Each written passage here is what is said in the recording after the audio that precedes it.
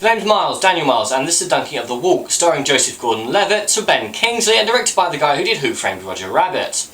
Oh, big capital letter warnings. Do not see this film if you have vertigo. If you are scared of heights, really think before you see this film. I'm really good with heights, and even my stomach was going. Let's break it down. In the 1970s, a French gentleman gets it into his head that he's going to put a high wire between the two towers and walk between them. This film follows his attempt to do so.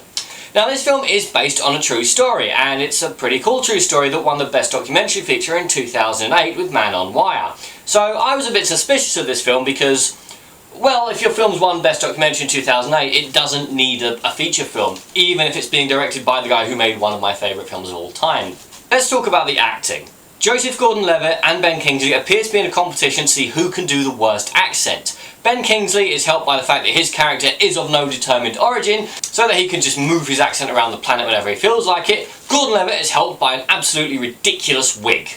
I couldn't even remember any of the names of anyone. There's Papa Rudy, played by Sir Ben Kingsley, who's, I think, still having a nice break from acting.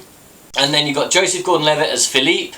Charlotte Le Bon plays Annie, who is the main Wirewalker's girlfriend, and she is the glue that holds him together?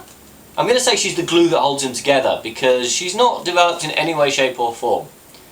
I had issues with this film from the off. I don't mind exposition at the start of a film. I do object to really bad CGI being used throughout films. I also object to exposition being used throughout a film to tell me what a character is feeling. This is film. Show me, don't tell me. In fact, the bad CGI goes throughout the film.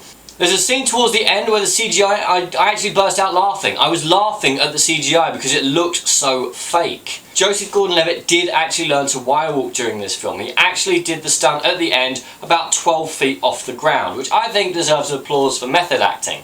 Unfortunately, the rest of the film is completely generic, completely by the numbers. There are too many scenes where it flashes to him narrating and telling us what happens. This film feels rushed. I didn't really get a sense of any of the characters. Even the main guy, Philippe, I didn't really get a sense of him. He was this one-man cruise missile determined to do this.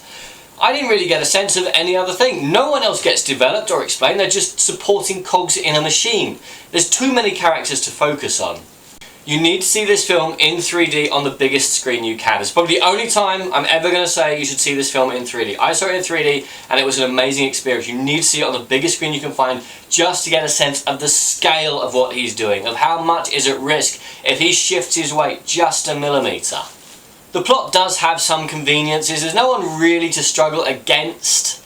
The main saving grace of this film is when he actually does the walk.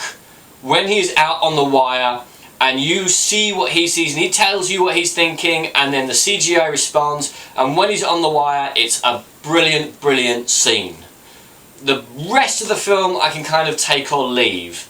This in itself, amazing. Gets kind of an Ocean's 11 vibe sort of in the middle of it, and then the last third is the walk, which is incredible. But to me, the last third saves it. It's brilliant, it's amazing. I love seeing what was going through his head. I love the reaction of the police officers who were called up to the Twin Towers and sort of going, well, how do we arrest this guy? It's an absolutely beautiful film in the last third. It's a good Ocean's 11 film in the middle, and the first... If you've seen Man on Wire, I can't recommend this film to you. If you haven't seen Man on Wire, like 99% of the Earth's population, yeah, this film is a see it film in the big screen on a 3D. It's going to lose a lot when it comes to TV. I'm Daniel, this is The Donkey. If you enjoyed this video, please like, share and subscribe.